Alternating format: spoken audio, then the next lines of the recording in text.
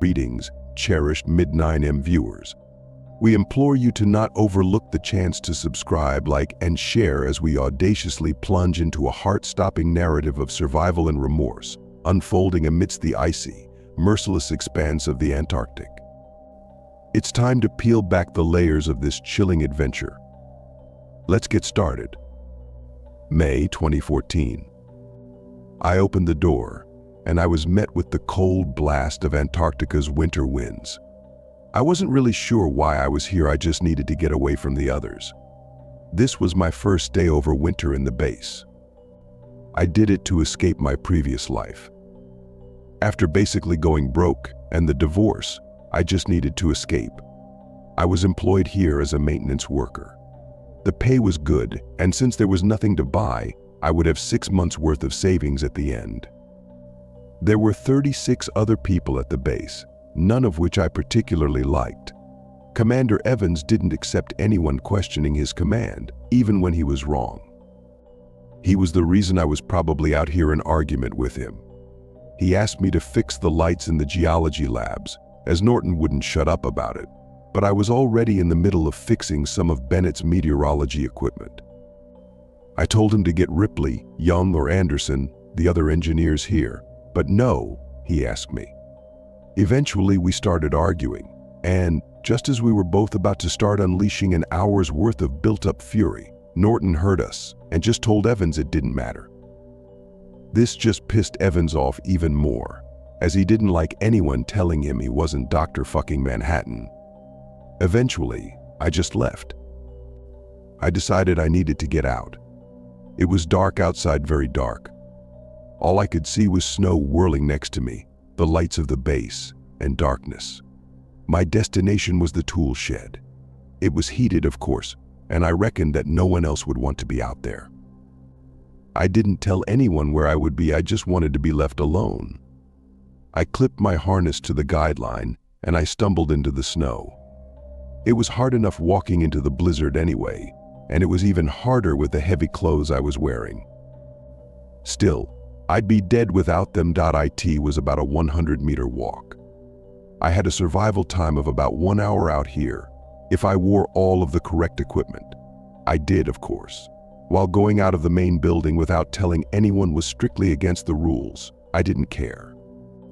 The blizzard tore through me, and I was holding on for dear life to the rope, as the increasing winds nearly took me off my feet.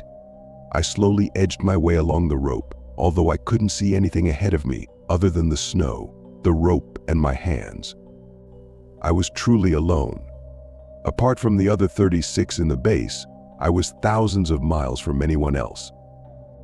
From then on, it was simple. I would move my hands forward, then step, keeping a tight hold on the guideline. I nearly lost my grip at several occasions, and I was even blown off my feet at one point, but my safety wire saved me from getting lost in the infinite bleakness of the blizzard. Eventually I reached the building, and I pushed open the door, collapsing into the room. I slammed the door behind me. I began to discard my heavy outer gear. It was a cozy temperature. I let out a sigh of relaxation.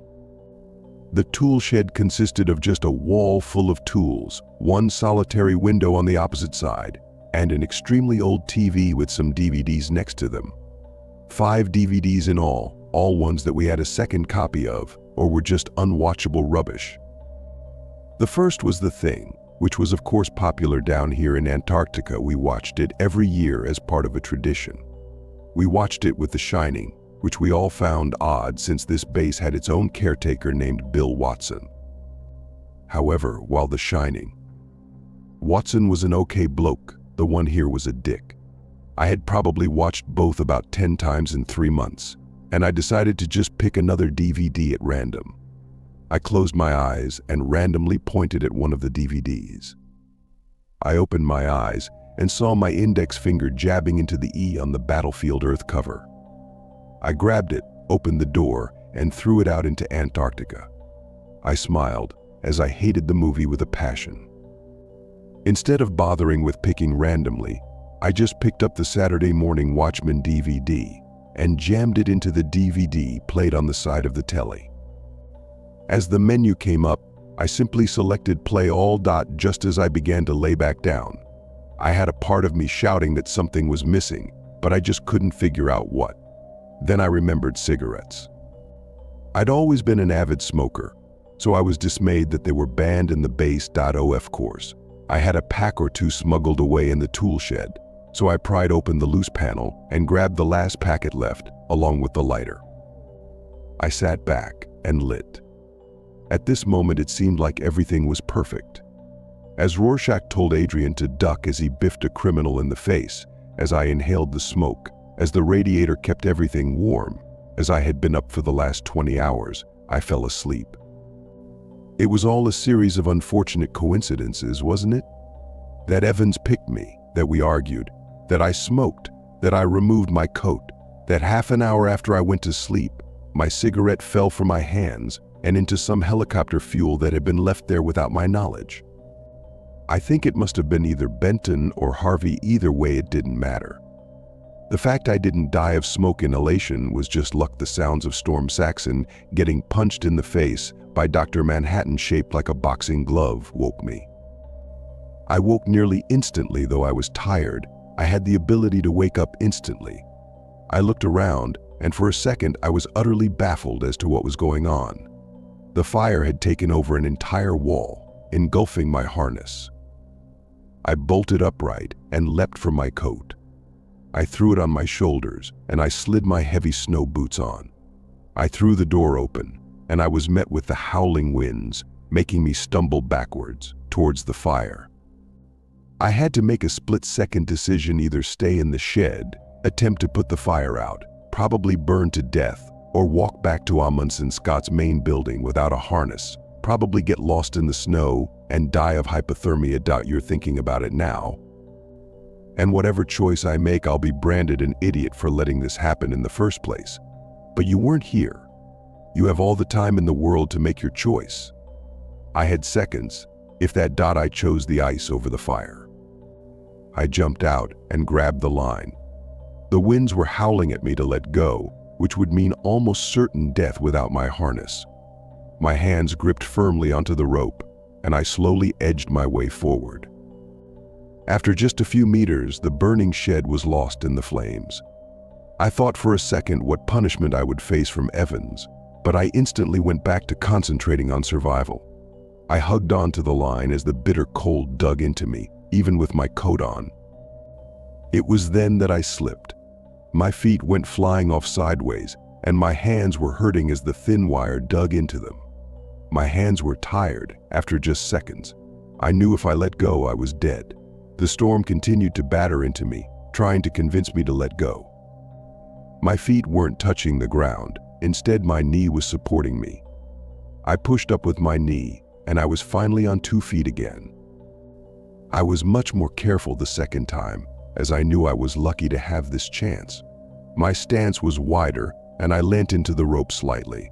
I put my left hand forward first, and I slowly released my right. I plodded my 2 feet forward. I was freezing cold. I was wondering whether my hands had frostbite, but I knew wondering things like that wasn't going to help. I continued to march forward, slowly but surely, for about 20 meters or so. I wasn't even halfway, and all I could see in any direction was snow and darkness. I was beginning to whimper, both out of pain and the knowledge that I'd probably die here. I started talking to myself, giving myself some false reassurance. You can do it, come on. Do it. Nearly there. Come on. About 20 minutes later, after I had covered a mere 10 meters, I began to cry. I wasn't even halfway, and I was already beginning to give up. The tears froze on my face, causing even more pain. I screamed. Why? Why couldn't Evans just have asked Young? She was head maintenance worker anyway. That stupid dumb cunt. Why couldn't he have just asked someone else? It was my fault, and I knew it. But having someone else to blame at least gave me a target. I imagined all the ways Evans could die painfully, and I must have covered 20 meters without realizing it. Then, as I was imagining Evans' head go flying from his body and crowds cheered, the storm picked up its intensity. It must have bad, extremely bad, Or maybe the wind just coincided with the flames somehow burning through the guideline, but whatever happened, the guideline broke at the toolshed's end. I fell to the ground, yet by some miracle, I was still holding onto the rope. I began to scream, as the winds tried as they could to knock me off the wire, to send me spiraling into the unknown darkness of Antarctic. For a single second, I had a moment of self-doubt, that it would be so much easier to just let go.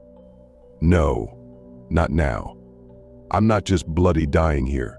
Come on, you can. The winds disagreed with me, as another gust caused me to let go. Now I was truly lost, truly dead.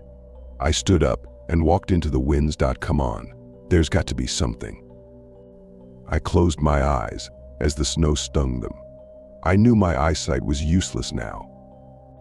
I'll never know what exactly it was, but a piece of debris must have come loose from somewhere. Whatever it was, it smashed into my leg at breakneck speed. I howled out in pain and I fell. My leg was broken. I clawed my hands into the snow. Come on. Come on. Come on. There was that guy, they made a film about him, about how he broke his legs in some mountains, yet crawled his way to safety. His name was Joe, or Simon. It doesn't matter. Come on. Nearly the wind made one final push, which forced me out of my weak grip on the ground and out into the infinite snow. Credit to come on. I mentioned the thing. Take a guess.